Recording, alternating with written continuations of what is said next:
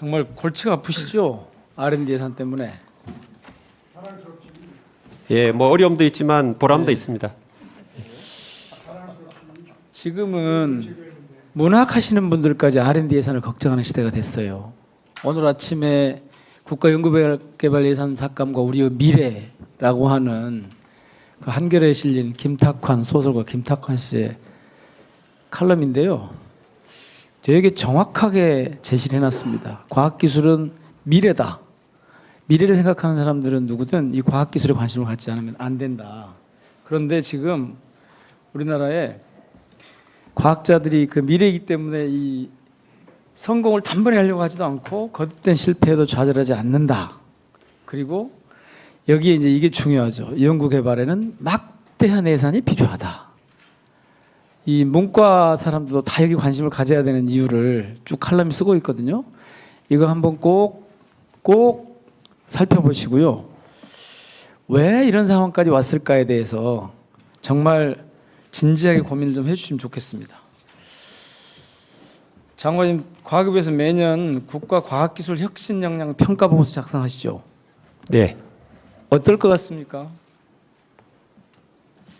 아시아 국가에서 1등이었고 OECD 국가에서 5위를 기록했었는데 내년에 순위가 어떻게 될 것 같습니까? 떨어질 것 같죠? 아니 이게 의원님 그게 이제 단순히 아니, 예산 때문에 떨어질 것 같습니다. 제가 보기에는 지금 뭐 예측을 못 하실 텐데 퍼센테지만 이제 중요한 게 아니고요. 이렇게 보시면 됩니다. 예를 들어서 뭐 체중 70kg를 맞춰서 뭐를 잘할 수 있게 해봐라 했는데 뱃살이 나왔다. 아니 뱃살로 채울 수도 있고 근육으로 채울 수도 있습니다. 전문가들이 떨어질 거라고 예상을 다 하더라고요. 자, 장관님, 그 이제 정량적인 숫자는 당장 내년에 떨어지겠죠. 순위로만. 퍼센테이지 아니 GDP 순위로만요. 순위. 그거는 이제 뭐 잘 모르시겠죠? 예, 그 단기적으로 볼 필요가 없고 좀 장기적으로 봐야죠. 왜냐하면 자료를 하도 안 주셔서 제가 여기서 다시 자료를 좀 요청을 할게요. 예, 장기적으로 봐야 됩니다. 이 표를 좀 봐보세요. 예.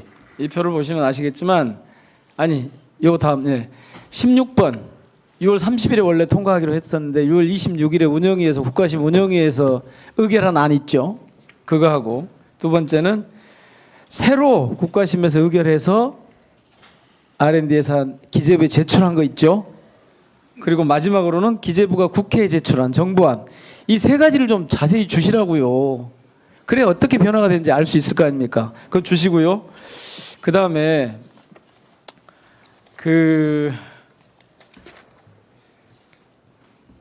올해 어느 부처가 R&D 예산이 내년 예산에 제일 깎였습니까? 그게 중기 국토부죠. 네. 국토부가 제일 많이 우리 27.8%, 중기부 27.8%, 교육부 26.7%, 농진청 26.4% 이렇게 돼 있는데 지난해하고 비교해서 20% 이상 깎인 곳이 절반 가까이 됩니다. 자, 연구개발 핵심 부서인 과학부 예산은 얼마나 삭감됐습니까? 잘 모르시죠? 아닙니다. 그 1조 저희는 1365억 삭감이 됐더라고요. 10% 넘게 깎였어요. 예.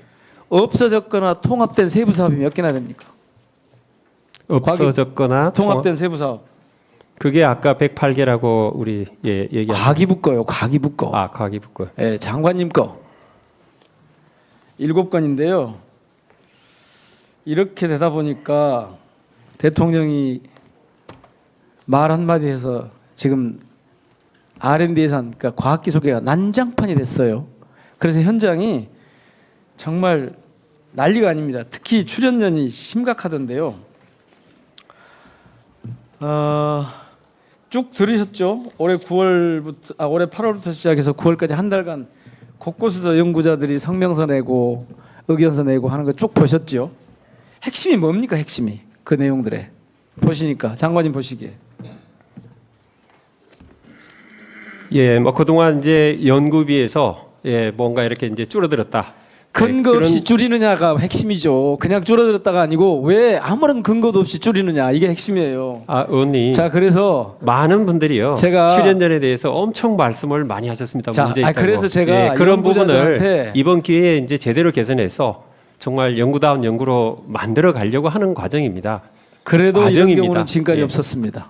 자, 제가 질문지를 한번 돌려봤어요. 그래서 R&D 예산 삭감에 대해서 연구자들이 어떻게 생각하는가 봤더니 97.6%가 부적절하다 그래요. 제가 이따 그 조사 결과는 드릴게요. 또 정말 R&D 예산, 그러니까 연구 현장에도 카르텔이 존재하느냐 물어봤더니요, 74.7%가 어디 있어? 그러더라고요. 그래서 제가 그 한번 어떤 방법으로 왜 그런 일이 얘기가 나왔는가 해서 카르텔이 허상인지 아닌지를 한번 살펴봤거든요. 지금 질문 시간이 많지 않아서 다 하기 어렵겠는데, 과기부가 이제 R&D의 비효율 사례 5가지를 쭉 제시를 했는데, 제가 쭉 분석을 해보니까 뿌려주기식, 뭐 또 경쟁률이 낮은 것, 혁신 바우처 지원 사업 이런 것들을 쭉 봤는데, 어디서도 연구 개발 사업에서 R&D 카르텔이 작동할 수 없는 시스템이 꽤 갖춰져 있더라고요. 그런데 이걸 기득권층의 카르텔을 아무데나 갖다 붙여서 R&D 쪽에 갖다 붙여버린 거란 말이에요. 자, 대통령이 그 말을 했든 안 했든, 예. 대통령이 그 말을 했든 안 했든, 네. 현장은 그렇게 돌아가서 굉장히 들끓고 있어요. 그래서 정말 제가 궁금한데, 이 R&D 카르텔의 실체가 뭐고, 국가 R&D 예산 확충 방안을 앞으로, 지금 예산은 많이 깎였는데 어떻게 가져갈 것인지 그 말씀을 조금 이따 좀 해주세요. 우선 얼른 제가 좀 확인할 게 몇 가지 있는데, 혹시 용산 대통령실이나 대통령으로부터 지금 시중에 소문이 파다해요. 장관님께 정말 표현하기 힘든 거친 언어를 구사해서 비난을 했다. 있습니까? 실체합니까? 아니, 그 말씀을 해주시라는 건 아니고 있었습니까? 없었습니까? 그냥 뭐 회의에 참석해서 의견들을 뭐 여러분들의 아니, 의견들을 그냥 잘 일상적으로 들었습니다. 국무회의가 됐든 무슨 R&D 예산 관련 회의가 됐든 경제 관련 회의가 됐든 이런 때는 무슨 말이든 다, 저도 국무회의도 들어가고 다 해봤으니까 아는데, 그런 수준이 아니고 어떻게 저런 말을 쓸 수가 있지 싶을 만큼 거친 언어로 장관님을 비난했다 라고 하는 얘기가 지금 과학기술계에 파다해요. 있었습니까? 없었습니까? 재정전략회의에서 여러 가지 의견들을 제가 잘 근데 경청을 그게 했습니다. 거칠었던 건 사실이고요. 그건 뭐 의원님 그렇게 생각하셔도 저는 뭐 제가 뭐라고 할 수는 없는 부분이고요. 아니, 그래서 그만두고 싶다는 말씀을 자주 하신다면서요, 요즘? 왜 그만두지 못하십니까? 그런 얘기 예. 누가 말씀하셨나요? 과학기술계 파다해요. 아니, 조금 전에도 역으로 저한테 자료를 제출해 주십시오, 의원님. 죄송합니다. 제가 여기는- 농담으로 말씀드렸습니다. 예, 농담 뭐 좋은데요. 예. 아니, 지금 이 상황에 대해서 어떤 생각을 갖고 계시는지 여쭙는 거예요.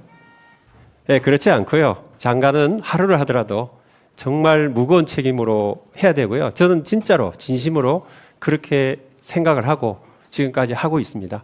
정말 많은 고민을 했고요. 많은 시간을 투자를 했습니다. 이 사태에 대해서 책임을 지셔야 돼요.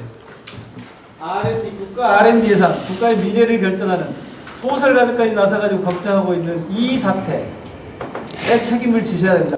이 세상에는 부모 자식 간에도 용돈 좀 줄이면 그게 아무리 정당해도 문제가 생길 수가 있습니다. 이게 용돈에 비유하실 일이 아니죠. 물론 그렇습니다. 예, 그럼 뭐 중차대한 일이고 예, 훨씬 더 깊이가 있는 일이라는 걸 저 깊이 자, 마무리해 이해하고 주십시오. 있습니다. 예. 넘어가려고 그러지 마세요. 왜 그런 그 중요한 일을 갖다 용돈에다 비교하고 이렇게 쑥 넘어갑니까? 자, 마무리해 주십시오. 아닙니다. 자, 예, 자. 예, 그럼 자, 그 부분은 제가 자, 장관님, 예, 취소하도록 하겠습니다. 민영배 의원님, 죄송합니다. 그만 정리해 주시기 네. 바랍니다. 아니, 저 민영배 의원님 그만 정리해 주시고요. 저 네네. 장관께 저 당부 드리건데 네네. 아까 사실 말씀드리려다가 제가 말씀을 안 드렸는데 네.